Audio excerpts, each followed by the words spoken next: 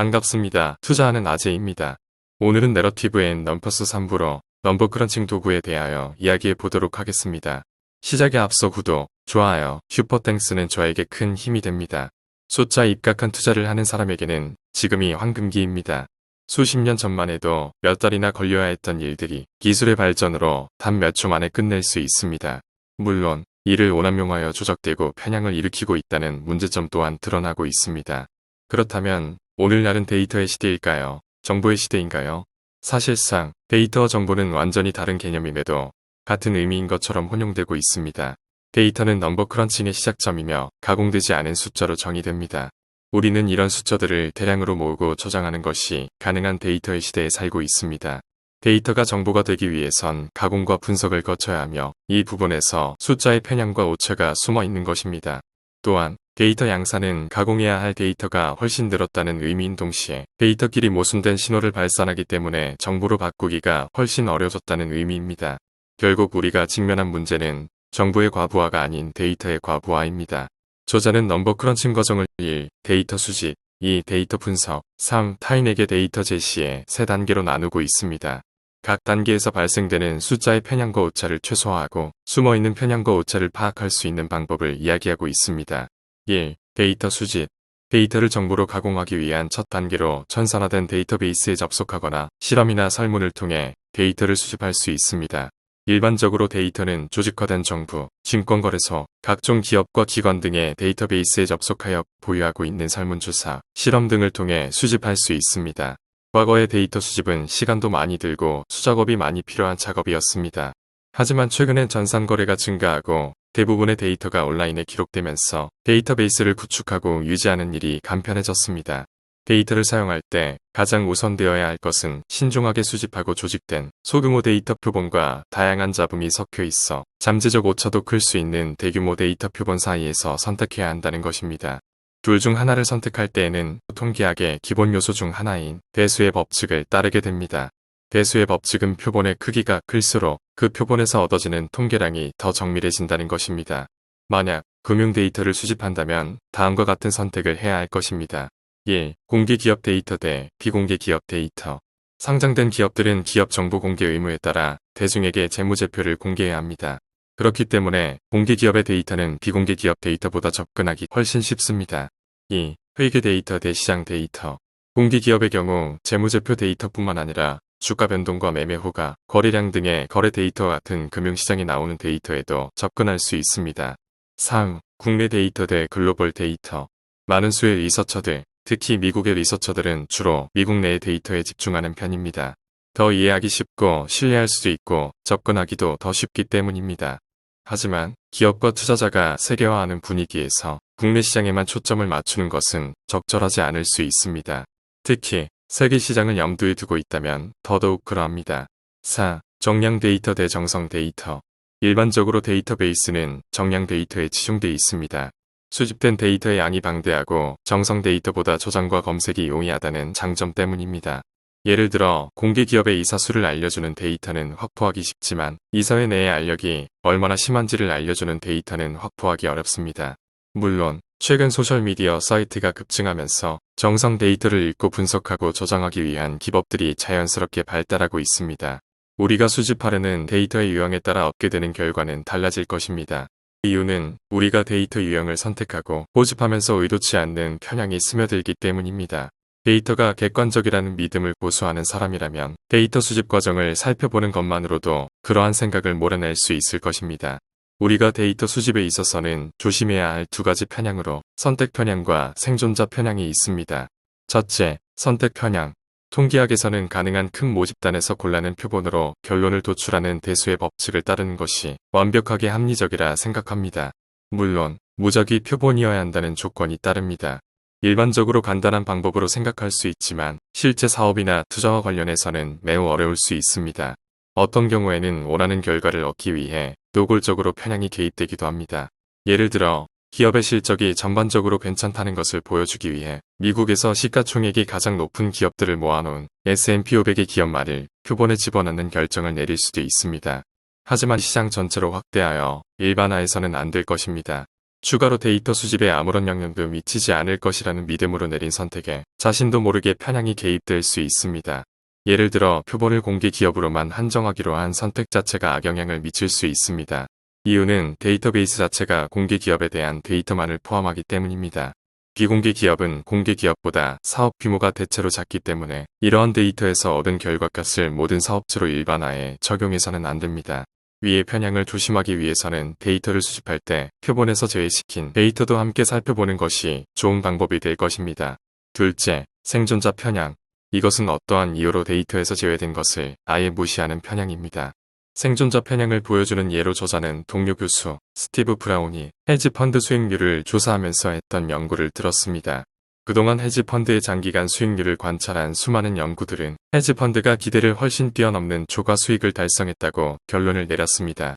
하지만 브라운 교수는 많은 분석가가 현존하는 헤지펀드들만을 가지고 과거 수익률을 추정하는 실수를 저질렀다고 지적합니다. 다시 말해 최악의 실적으로 사라진 헤지펀드들의 수익률은 포함되지 않은 것입니다. 당연히 이것은 표본의 평균 수익률을 끌어올리는 결과를 낳았습니다. 브라운 교수는 이에 생존자 편향이 헤지펀드들의 평균 수익률 2에서 3%를 끌어올렸다고 합니다. 일반적으로 생존자 편향은 실패율이 높은 집단일수록 더 심각한 영향을 미칩니다. 따라서 소비재와 같은 종목에 투자하는 것보다 신성장 신생기업에 투자하는 것이 더 큰 문제를 발생시킬 수 있다고 합니다. 이 자본과 오차, 손으로 직접 데이터를 입력하는 시대에서 벗어난 컴퓨터 데이터 시대인 오늘날의 데이터의 신뢰도는 지나칠 정도로 매우 높아졌습니다. 아무리 데이터베이스를 신경 써서 관리하더라도 데이터 입력 오차는 생각보다 흔하게 발생됩니다. 때론 중요한 결과 값을 바꿀 정도로 아주 큰 오차가 발생하기도 합니다. 결국 이러한 데이터 입력 오차를 우선적으로 걸러내는 것은 리서처의 몫입니다. 또 다른 문제는 특정 데이터가 누락되는 결집치입니다. 이 문제를 해결하기 위한 방법 중 하나는 관련 결집치가 있는 관측치를 제거하는 것입니다. 하지만 이는 표본의 크기를 줄일 뿐 아니라 모집단 내 특정 소집단이 다른 소집단보다 결집치가 더 많이 발생할 경우 편향이 개입될 수도 있습니다. 이것은 저자가 미국 중심의 데이터를 글로벌 중심으로 옮겨가면서 자주 발생되는 문제라고 합니다.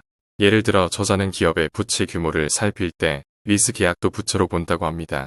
미국 기업의 경우 리스 계약을 공개하는 것도 정보 공개 의무에 포함되지만 대다수의 신흥시장에서는 리스 계약에 대한 정보를 공개하지 않아도 됩니다. 이 문제를 해결하기 위한 두 가지 방법이 있는데 첫째는 리스를 포함하지 않는 전통적 부채의 정의로 돌아가 구시대적인 재무 부채 척도를 사용하는 것입니다. 둘째는 리스 계약을 공개하지 않는 회사는 재무 부채 데이터 수집에서 아예 제외해 버리는 것입니다. 저자의 방법은 미국 기업에 대해서는 공개된 리스 계약을 부채에 포함시키고 리스 계약을 공개하지 않는 기업들은 당해의 리스 비용을 근거로 미래에 지불하게 될 대략적인 리스 비용을 추정하는 것입니다. 2. 데이터 분석. 수집한 데이터를 요약하고 기수해야 하며 의사결정에 사용할 데이터들 사이의 관계도 탐구해야 합니다. 데이터가 대규모일 때에는 데이터를 요약 통계량으로 바꾼 후 좀 더 복잡한 분석에 들어가야 합니다. 여기서 제일 기본이 되는 두 가지 통계값이 있는데 평균값과 표준편차입니다. 평균값은 모든 데이터 측정값의 단순 평균을 의미하고 표준편차는 평균을 중심으로 측정값의 변동성이 얼마나 되는지를 의미합니다. 측정값들이 평균 주위에 고르게 분포돼 있지 않으면 평균은 표본을 대표하는 숫자가 될 수 없습니다. 이때는 표본에서 딱 50%에 위치하는 중앙값이나 가장 자주 나타나는 최빈값을 구해야 합니다. 또한 표본 숫자들이 퍼진 정도, 산포 정도를 보여주는 요약 통계량도 있습니다. 외도는 평균을 중심으로 했을 때 표본 숫자들의 대칭성 정도를 나타내고 첨도는 분포의 뾰족함 정도로서 평균값과 크게 다른 숫자들의 빈도를 보여줍니다. 데이터 시각화를 선호하는 사람들이 자주 접하게 되는 것은 숫자를 그래프로 나타내는 분포도입니다. 데이터가 딱딱 떨어지는 이산형이라면 다시 말해 측정값이 유한수로만 구성되어 있으면 그 값이 등장하는 횟수를 세서 도수 분포표를 만듭니다. 그리고 그것을 이용해 도수 분포도를 그릴 수 있습니다. 데이터 측정값이 최대값과 최소값 사이의 값을 취하는 연속형이라면 이 숫자들을 작은 구간으로 쪼개고 각 구간의 숫자를 센 다음 결과를 히스토그램으로 도식화할 수 있습니다. 히스토그램이 표준 확률 분포에 가까우면 이 표준 분포의 특성을 그림으로 나타내어 데이터에 대한 통계적인 판단을 내릴 수 있습니다. 마지막으로 두 변수가 서로 어떻게 연동하는지를 측정하는 통계 척도와 도구가 있습니다. 가장 일반적인 연동 척도는 상관계수를 들 수 있습니다. 두 개의 변수가 완벽히 일치하여 연동한다면 상관계수는 플러스 1이고 완벽히 반대로 연동한다면 마이너스 1이 됩니다. 비슷하지만 다른 개념으로는 두 변수의 연동을 측정하지만 -1 플러스 1의 범위에는 제한되지 않는 공분산이 있습니다. 두 변수의 관계를 가장 간단히 시각화하는 방법은 점을 찍어 삼포도를 그리는 것입니다. 저자는 고성장 기업일수록 OPR이라는 전통적인 가치평가가 정말로 맞는지 알아보기 위해 분석가들이 주장한 미국 기업들의 순이익 기대 성장률과 기업들의 PER을 대비시켜 화면과 같이 삼포도로 나타내었습니다. 희소식이라면 PER과 EPS 기대 성장률의 상관관계가 양이므로 전통적인 가치평가가 틀린 것은 아니라는 점입니다. 그러나 둘의 상관관계가 20% 정도로 별로 강하지 않습니다. 만약 한 변수로 다른 변수를 예측하는 것이 목표하면 그 변수를 잇는 선을 찾는 회귀분석의 방법이 가장 적합한 도구입니다. 단순 회귀는 삼포도를 그래프상 쉽게 표시할 수 있으며 순이익 기대 성장률에 대한 PER 회귀의 결과는 위의 그림과 같습니다. 회귀 구간에 있는 숫자들은 D 통계량으로 나타냈는데 D 통계량이 20을 넘으면 통계적으로 유의미하다는 뜻입니다. 회귀 분석을 근거로 했을 때 기대 성장률 1%의 증가는 PER 0.441만큼 늘어난다는 의미입니다. 따라서 회귀 분석을 이용해 순이익 기대 성장률이 10%인 기업의 PER을 예상해보면 예상 PER은 19.86 플러스 4.410은 23.27과 같습니다. 위의 삼포도에서 R제곱이 21%란 것은 회귀의 예측력이 낮다는 의미입니다. R제곱은 회귀의 정확도를 나타내는 결정계수로 0에 가까울수록 설득력이 낮고 1에 가까울수록 설득력이 높음을 의미합니다. 회귀의 가장 큰 장점은 여러 변수를 활용하여 설명하려는 변수인 단일 종속 변수를 여러 독립 변수에 연결할 수 있습니다. 따라서 어떤 기업의 PER 위험, 성장, 수익성과 어떤 관계에 있는지 알아보고 싶을 때에는 성장, 위험, 수익성을 나타내는 독립 변수에 대한 종속 변수, PER의 다중 회귀 분석을 행하면 됩니다. 데이터 분석에 개입하는 편향을 알아보면 평균에 대한 과도한 맹신, 정규 분포는 표준이 아니다. 이상치 문제에 세 가지를 들 수 있습니다. 첫째, 평균을 지나치게 맹신하는 편향에 대해 알아보면 사용할 수 있는 데이터와 분석 도구가 넘쳐흐르는 현재에는 대부분 사업과 투자 결정에 평균을 근거로 삼고 있습니다. 어떤 투자자와 분석가들은 한 회사의 주식이 산업평균보다 낮은 PER에 거래되고 있으므로 주가가 싼 편이라고 말합니다. 저 또한 그런 부류의 투자자였습니다. 또한 일부는 회사가 시장 평균보다 부채 비율이 높으므로 부채가 지나치게 많은 편이라고 주장합니다. 그러나 여기서 우리가 알아야 할 것은 평균은 비대칭 분포에서 어디에 초점을 맞춰야 할지를 정할 때 별로 훌륭한 대표값이 되지 못한다는 것입니다. 1960년대의 분석가라면 많은 데이터를 다 사용하는 것이 시간만 소비하고 비효율적이라 주장할 수 있지만 오늘날의 데이터 환경에선 평균값만을 활용하는 것이 오히려 비효율적입니다. 둘째, 정규는 표준이 아닙니다. 통계학 수업을 들은 대다수의 기억에 남는 분포는 정규 분포밖에 없다는 부끄러운 전설이 있습니다. 물론 정규 분포는 매우 우아하고 편리한 분포입니다. 평균과 표준 편차라는 딱 두 개의 요약 통계량만 있으면 정규 분포의 모든 특징을 다 설명할 수 있습니다. 그리고 사건이 평균에서 벗어나는 표준 편차는 3이므로 일어날 확률은 1%에 불과하다라는 확률적 설명도 가능합니다. 하지만 안타깝게도 현실에선 정규 분포의 확률로 발생하지 않습니다. 특히 사업과 금융 데이터는 정규 분포를 바탕으로 예측하고 모델을 구축하는 행동을 멈추지 않습니다. 그러다 예상을 벗어나는 코로나와 같은 이벤트에 절망하게 됩니다. 셋째, 이상치 문제. 여기서 이상치는 관측된 데이터 범위에서 벗어난 아주 작은 값이나 큰 값으로 통계 분석의 결과를 왜곡하거나 적절성을 위협하는 요인을 의미합니다. 일반적인 리서처들이 이상치 문제에 대응하는 방식은 처음부터 문제의 근원인 이상치를 멀리하는 것입니다. 하지만 이상치를 제거하는 행동이 오히려 편향을 가중시켜 위험을 불러올 수 있습니다. 사전분포에 해당하지 않는 이상치는 빠르게 제거하고 사전분포에 해당되는 이상치는 그대로 유지하기 때문입니다. 사업이나 투자 환경에서 벌어지는 위기에 대응하는 것이 본인의 주요 업무라고 여기는 사람이라면 가설에 말끔하게 들어맞는 데이터가 아니라 이상치에 가장 크게 관심을 두어야 한다고 주장할지도 모릅니다. 상, 데이터 제시. 우리가 직접 의사결정을 내리기 위해 데이터를 수집하고 분석했다면 그 분석을 토대로 최상의 판단을 내릴 준비가 끝난 셈입니다. 하지만 의사결정자에게 자신의 결정을 설명하기 위해서는 데이터에 익숙하지도 않고 흥미도 없는 청중에게 알맞은 데이터를 제시할 방법을 찾아야 합니다. 데이터를 제시하는 방법으로는 크게 두 가지로 표와 그래프를 이용하는 방법이 있습니다. 첫 번째 방법인 표의 유형은 참조표와 데모표로 나눌 수 있습니다. 참조표는 방대한 양의 데이터가 담겨 있어 개별 부분에 대한 구체적인 데이터를 확인할 수 있습니다. 데모표는 세부 집단의 차이점 및 그로 인한 결과를 보여주는 것을 목적으로 요약 내용을 제시합니다. 두 번째 방법인 그래프는 선그래프, 막대 그래프, 원그래프로 나뉠 수 있습니다. 선그래프는 시간 전체 데이터의 추세선을 보여주고 다양한 시계열을 비교할 때 가장 적합합니다. 막대 그래프는 세부 집단들 간의 통계량을 비교하기 적합합니다.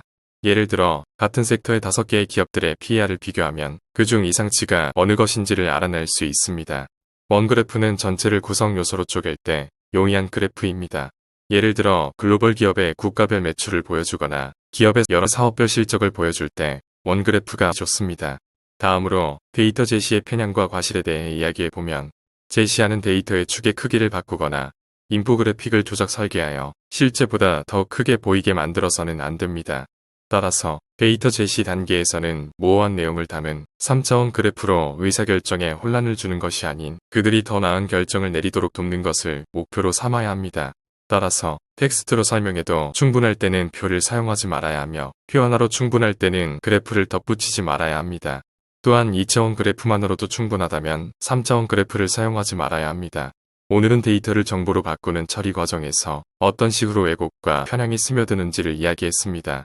데이터 수집 단계에서는 원하는 결과를 만들려는 의도에서 표본의 편향이 스며들고 데이터 분석 단계에서는 이상치를 다루는 방법의 편향이 개입되고 데이터 제시 단계에는 각종 인포그래픽을 조작 설계하여 실제보다 왜곡되어 보이게 만들 수 있습니다. 오늘의 이야기는 여기까지입니다. 여러분의 성투를 기원합니다.